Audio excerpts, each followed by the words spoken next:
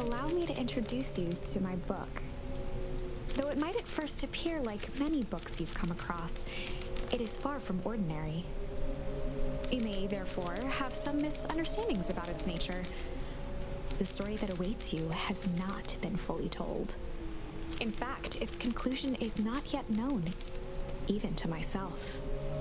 It is in that way that my book is special. It is in that way that you are special. Without you, there is no story. Chapter 1.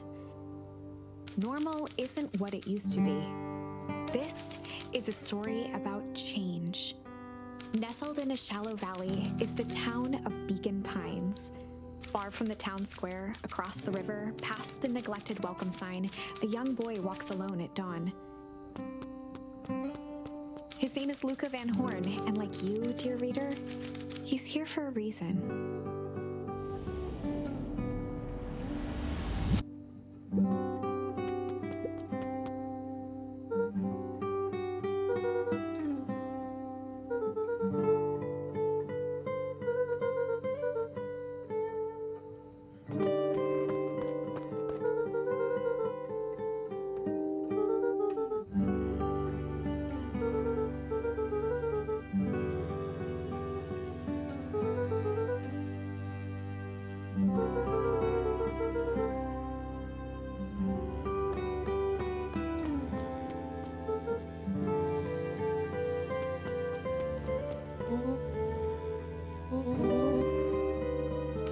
Was Luca's closest friend.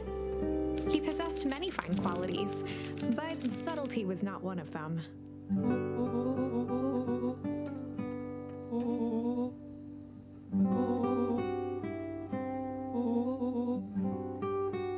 Rollo finally noticed the tears welling in his friend's eyes and the flowers on the grave.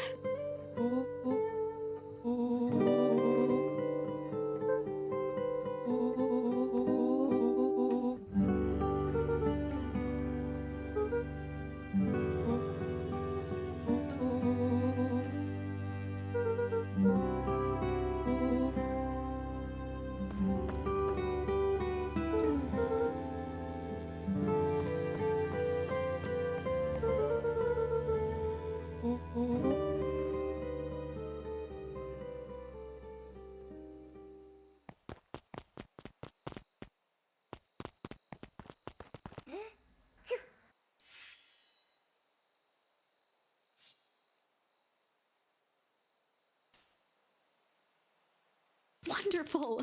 I had a good feeling about you from the moment you opened my book. That charm is a very special thing, very special indeed. Keep hold of it for now. Its purpose will reveal itself soon enough.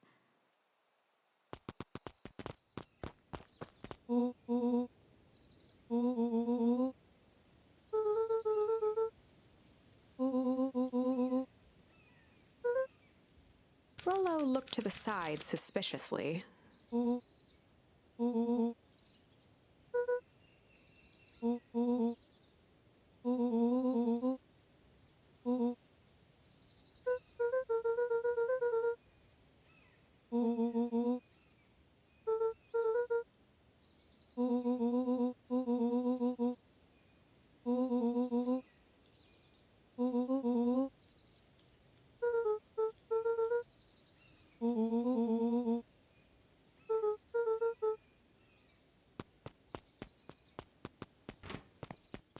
Dear reader, forgive me for this interlude. Remember that charm you found in the dandelion patch? There are more of those special charms to discover throughout Beacon Pines. They've been known to reveal themselves to those who are willing. Some of them can be found in this very house.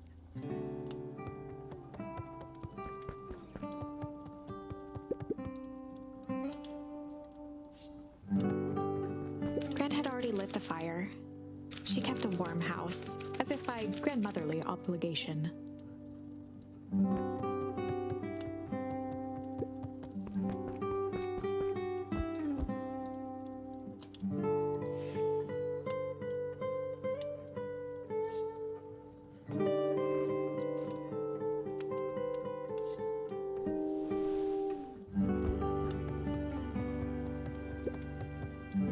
his father's old stethoscopes.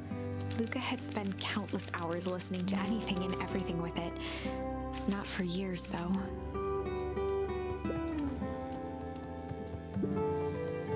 Since Gran had moved in, the house was more peaceful, more orderly, and more covered in flowery fabric.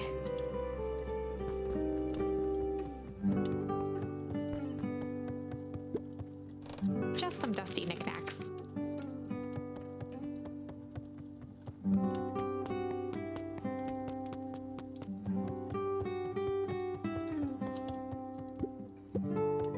Luca paused at his parents' bedroom door. He just wasn't ready to go in yet. Gran had commandeered the upstairs closet when she moved in. "Some things need shelter from a young boy's mischief," she said.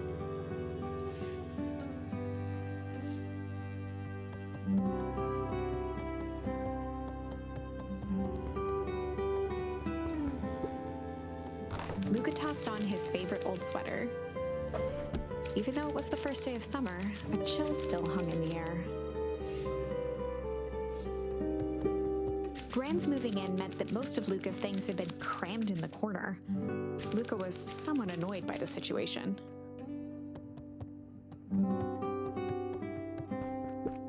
Gran's bed was undisturbed. Luca didn't mind that she had a habit of falling asleep in front of the fireplace. It meant that he could read late into the night.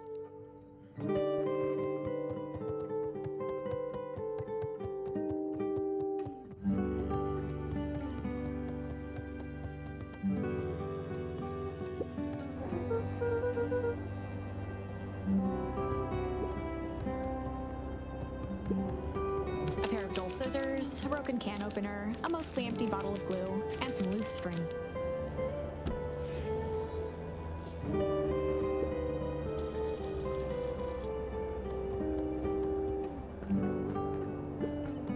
The only piece of furniture Gran had brought when she moved in was an old hutch.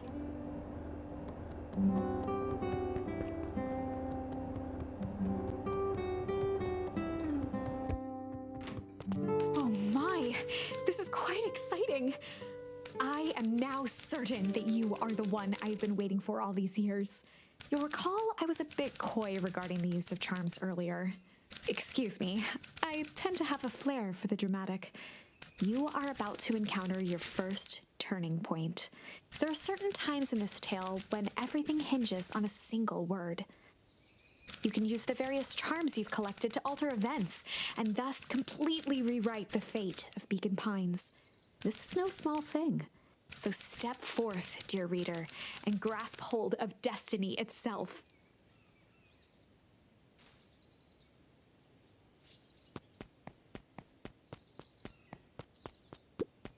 A beginner's guide to gardening laid open on the bench.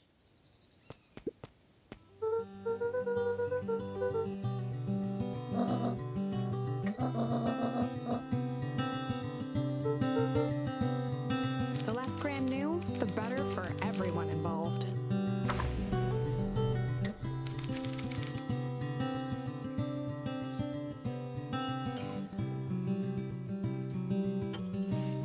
We were just gonna go chill for the day. The best lies are built on truth.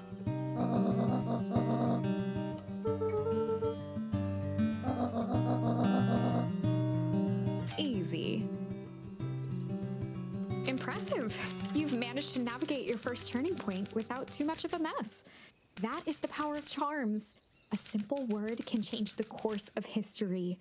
I think it's time to introduce you to the Chronicle.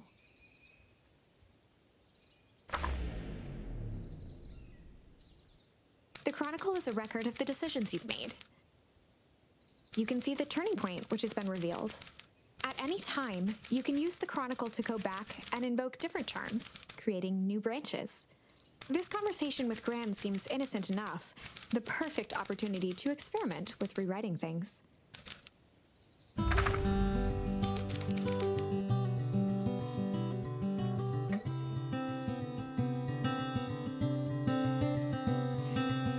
We were just gonna go ponder for the day.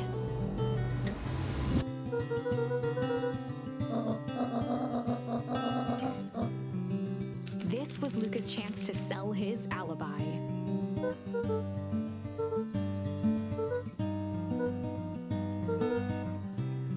Nailed it.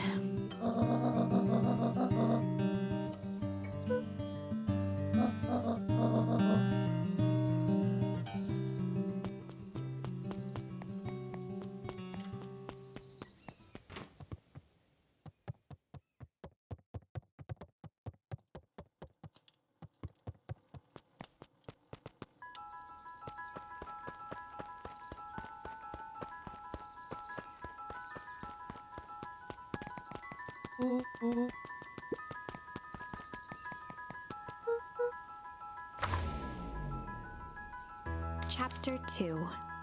Welcome to Beacon Pines. For many years, this valley had been a small mining outpost. It wasn't until Sharper Valentine built his fertilizer company that Beacon Pines was established. Over the next 30 years, the town had grown and prospered, until the foul harvest and his sudden death. In the 3 years since, everyone was simply trying to get by.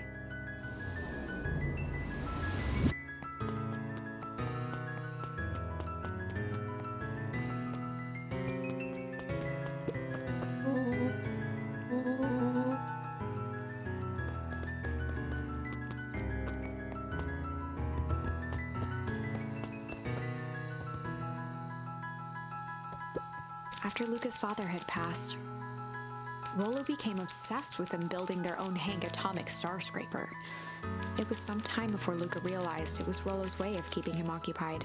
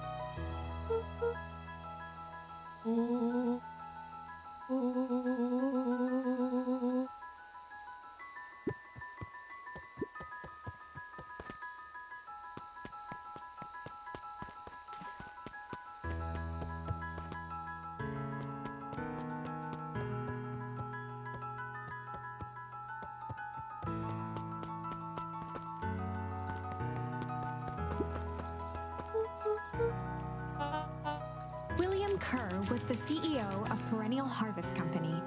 He had become a fixture around town over the past few years. After the failing of Valentine fertilizer, the town was hungry to welcome a new source of employment.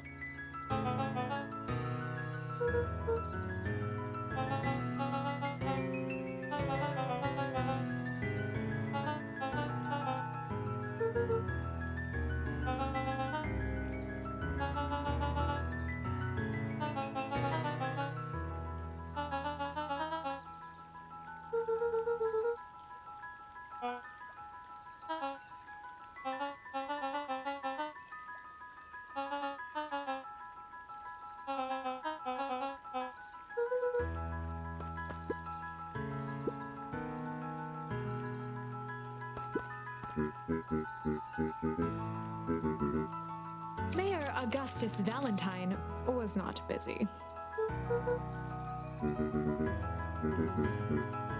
Flustered, Gus instinctively loosened his tie.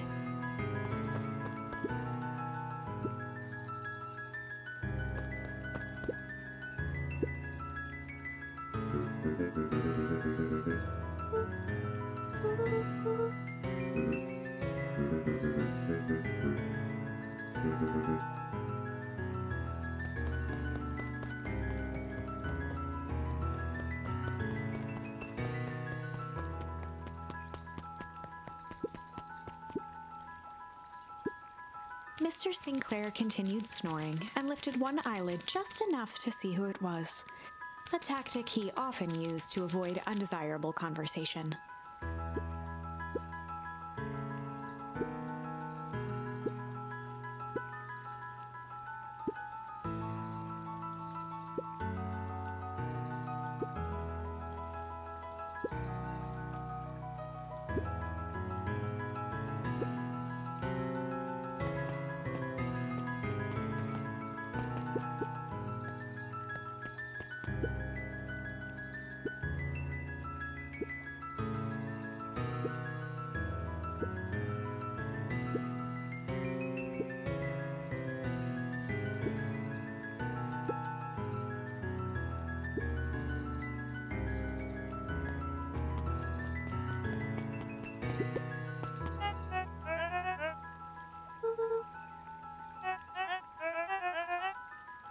They pulled a pen from the pocket of their sweater vest and began to frantically jot something down on a clipboard.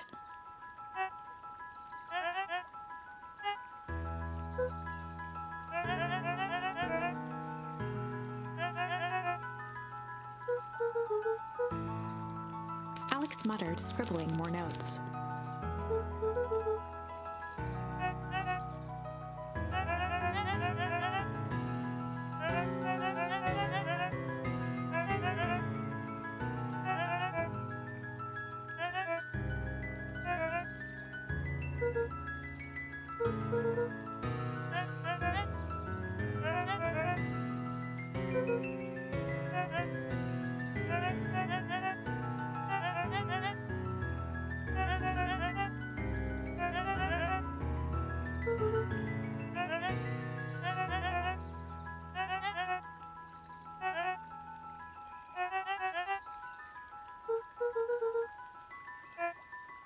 Luca could just make out their words over the pen's scratching.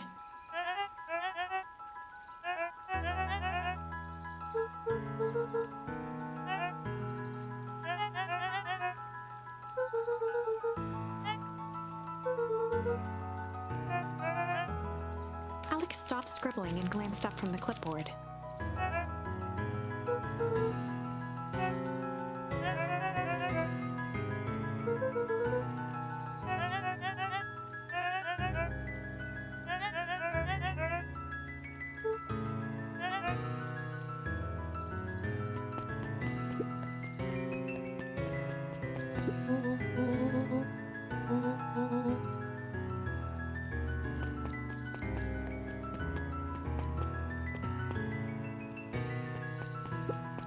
Luca could see the morning regulars nestled in their booths at the early bean.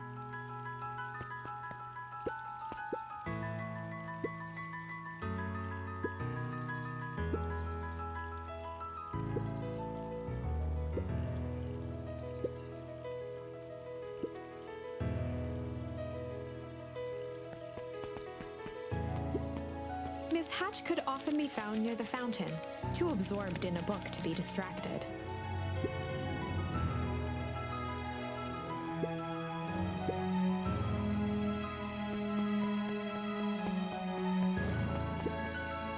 Holden Wilder ran the local paper of record, the Beacon.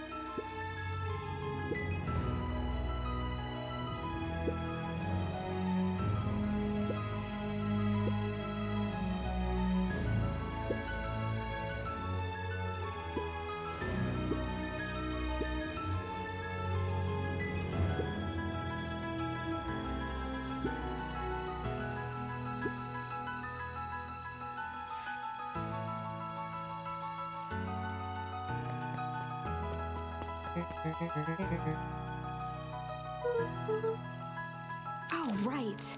Rendezvous with Roxy. This is an important turning point. The first time where your charms will change the course of fate. And currently, we only have one suitable charm at our disposal. Have no fear, we can always return later using the Chronicle once we find more charms. Well, now I'm just rambling. Where were we?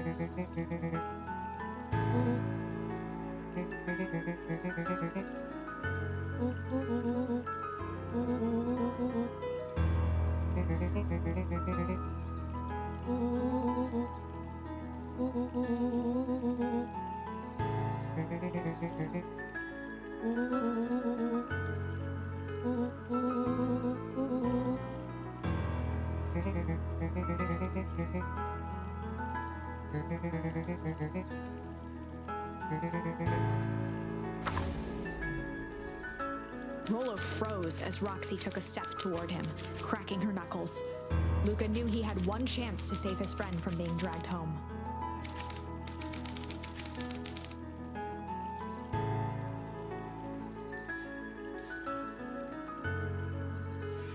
In the past, he found the best way to deal with an enraged Roxy was to be a little chill.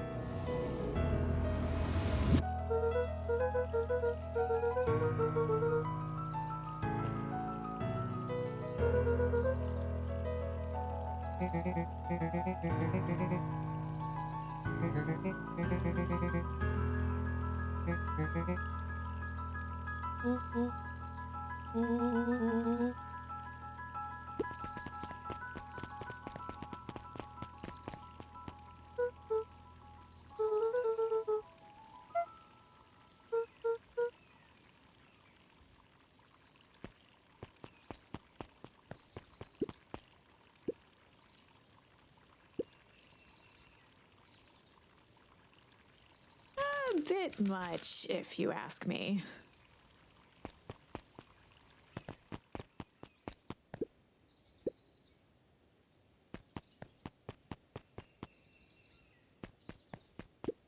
Ms. Novak's bookstore was often closed until after lunch.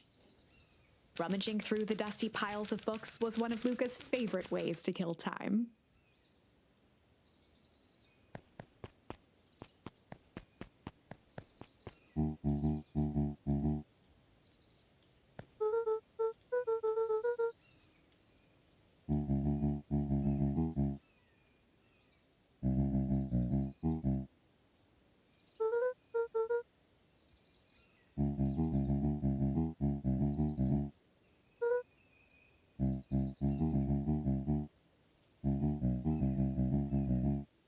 A promise Gran regretted the second it was made.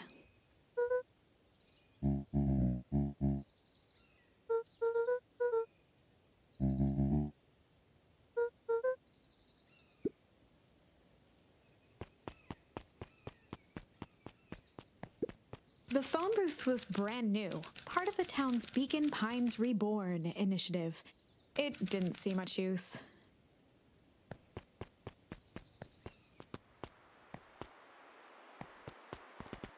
The path led into a small hollow at the edge of Weepwood.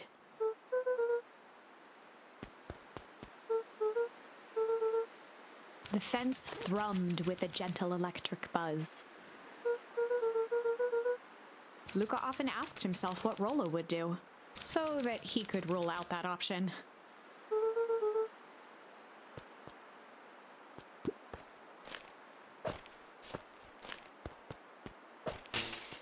As sparks flew from the fence, the light atop that section shut off. 2 bulbs remained.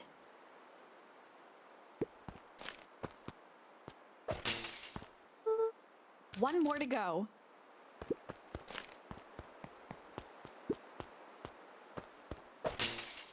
The fence's buzzing gave way to silence.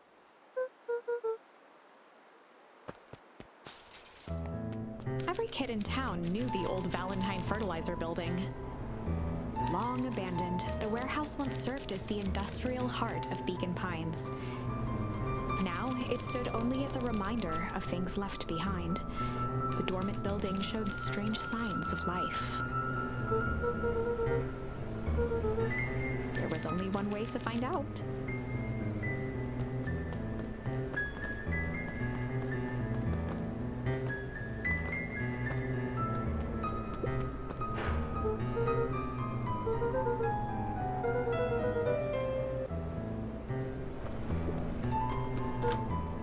Luca thought he heard faint sounds coming from the other side of the door. He pressed his ear against the cold metal to hear better. The sound of footsteps grew louder.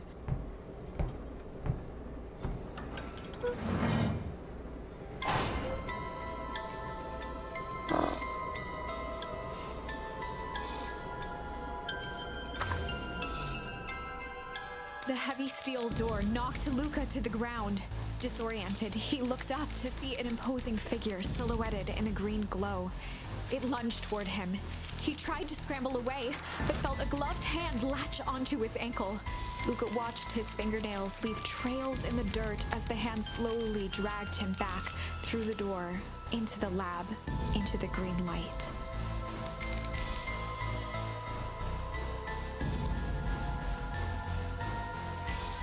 This is a story about change. It was far from the sort of change Luca imagined for himself. But change is, after all, a dangerous animal. The end? It's okay.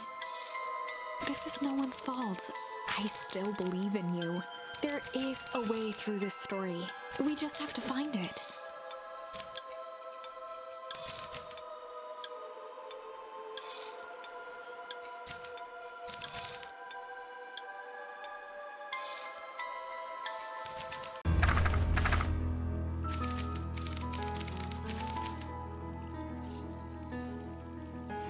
In the past, he found the best way to deal with an enraged Roxy was to be a little shit.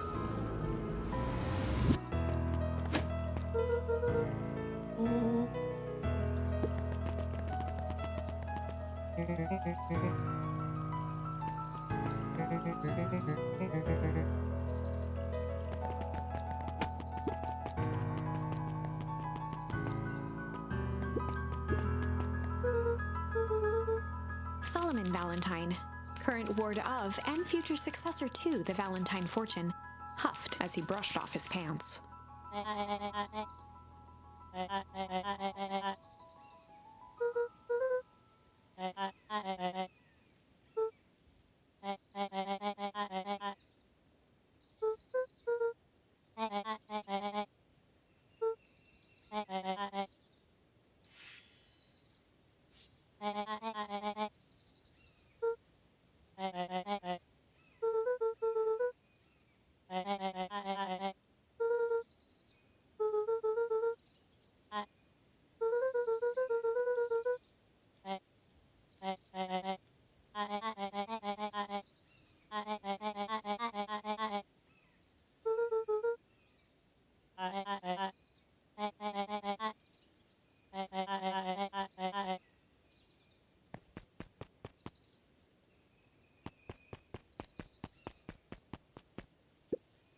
Solomon trifled a gesture toward the approaching heiress Valentine.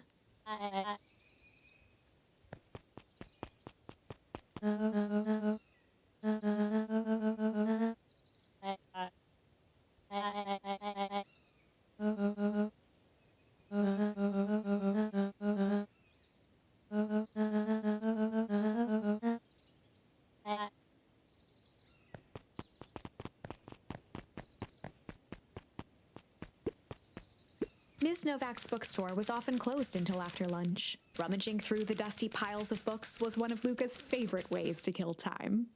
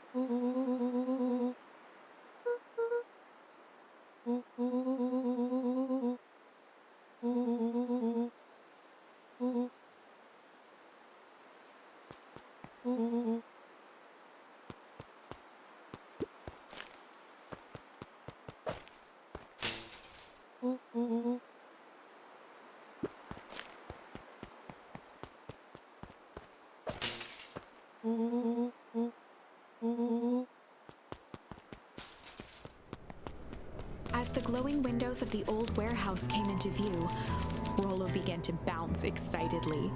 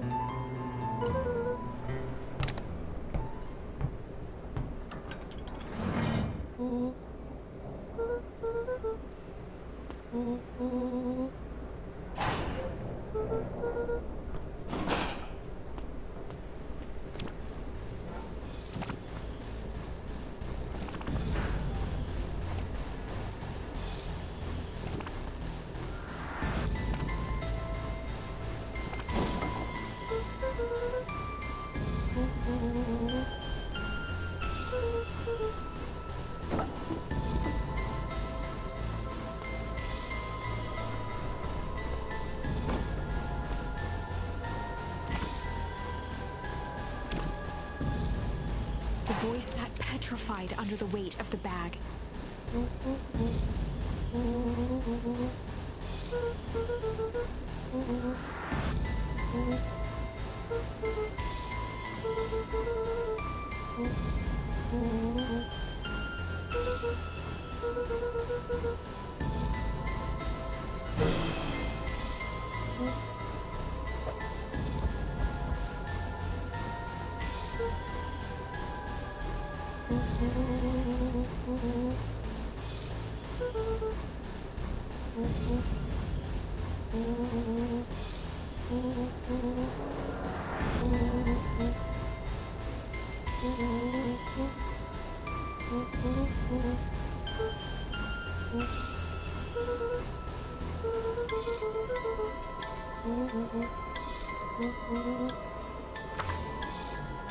Lucas sat in the dark, tracking the sound of Rollo's footsteps as he ran. 1, 2, 3. He pressed his ear to the dumpster wall, straining to hear Rollo's footsteps as they faded away. 15, 16, 17. He tried not to think about the contents of the dumpster as he counted. 35, 36, 37. The thick stench made it hard to breathe. Screw it, that's long enough. Luca carefully lifted the lid. Nothing. No sign of Rollo. No sign of the man in the yellow suit. Time to haul ass. Luca clambered from the dumpster, stumbling to his knees. He was up like a shot and running, sprinting toward home as fast as he could. Beacon Pines flew by, blurred by the tears that welled up in his eyes. He wouldn't remember getting home at all that night. Throwing his front door open, storming up the stairs to his room and surrendering to sleep almost as abruptly as he hit his pillow. Chapter 3. Finding a Friend. The next morning, it was quieter than usual at the breakfast table. Only the sound of silverware and chewing interrupted the awkward silence.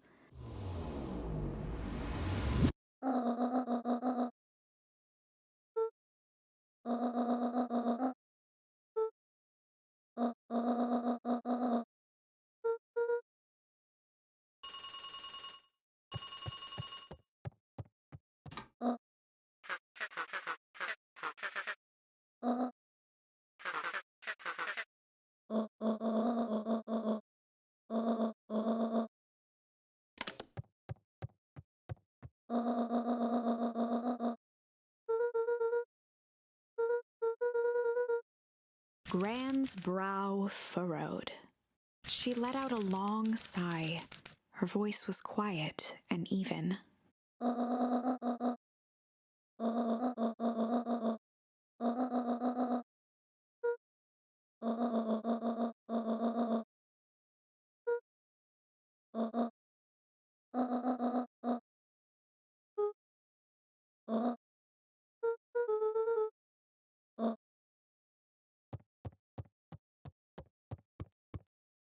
Luca stood in silent shock. Where could she even be going?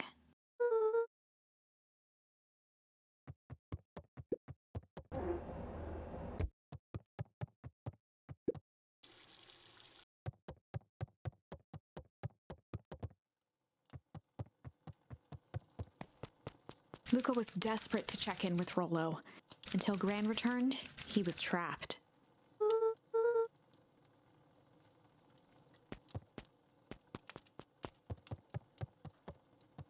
An eerie electronic sound echoed from Luca's bedroom.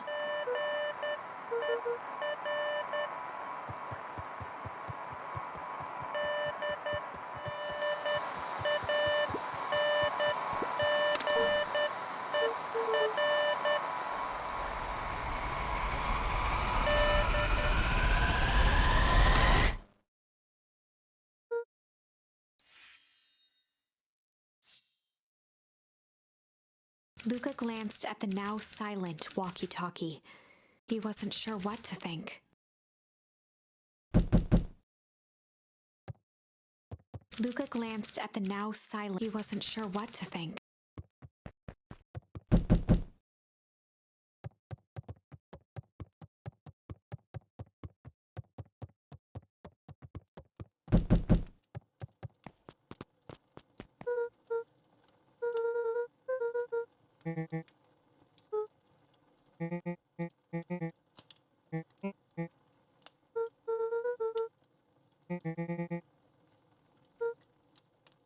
A pit formed in Luca's stomach.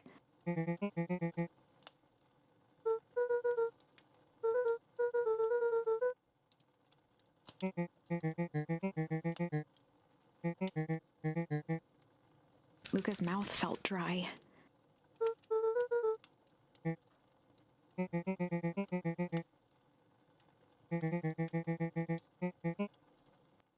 Luca could feel his heart beating in his throat.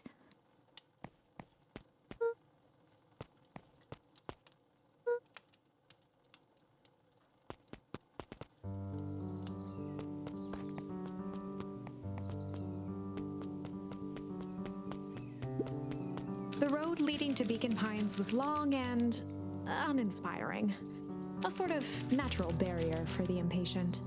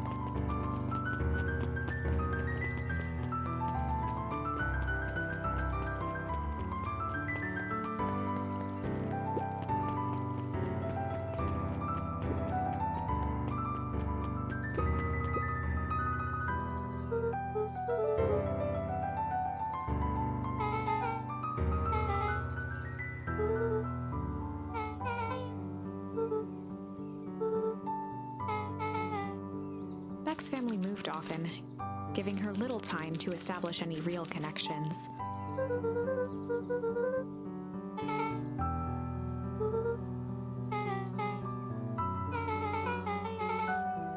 Luca shifted his feet uncomfortably.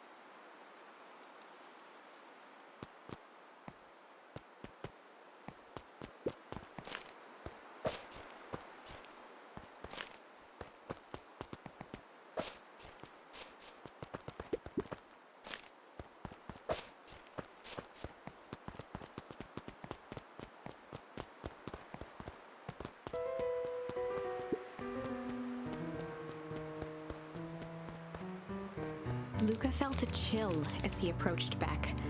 Her eyes were locked on the strange green liquid. The nearby grass was coated in a fine layer of frost.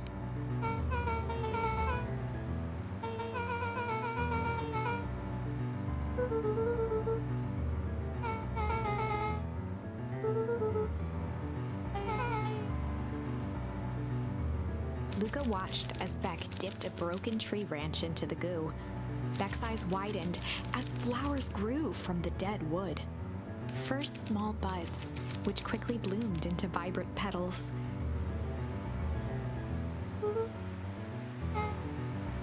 As quickly as they had grown, the flowers began to shrivel and turn gray. Beck dropped the stick with a grunt of disgust.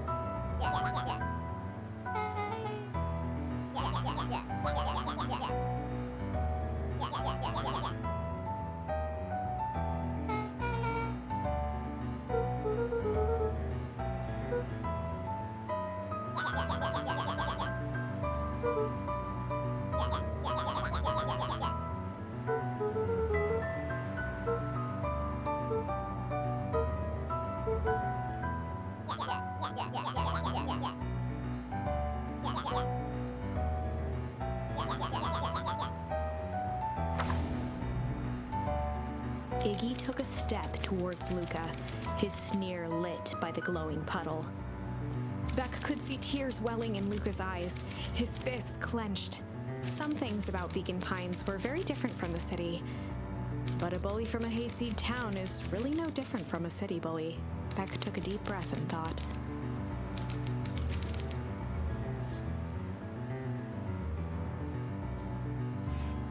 Well, time to bust out the strange.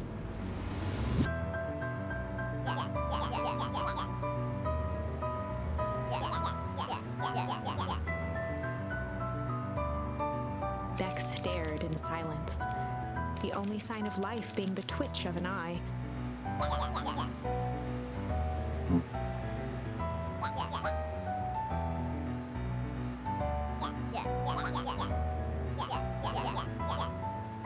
At the sight of Iggy taunting Beck, something in Luca snapped.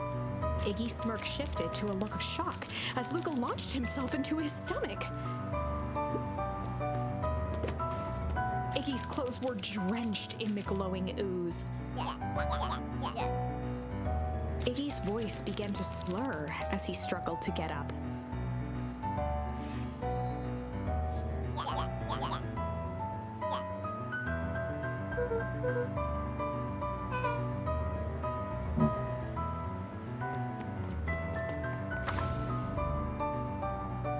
afraid that's the end of this part of the demo, but that doesn't mean there isn't more to discover. Remember, each new charm you found has special power. Just look to the Chronicle. And don't forget to wishlist and follow to find more cool stuff. Most importantly, if you enjoyed the demo, please tell your friends.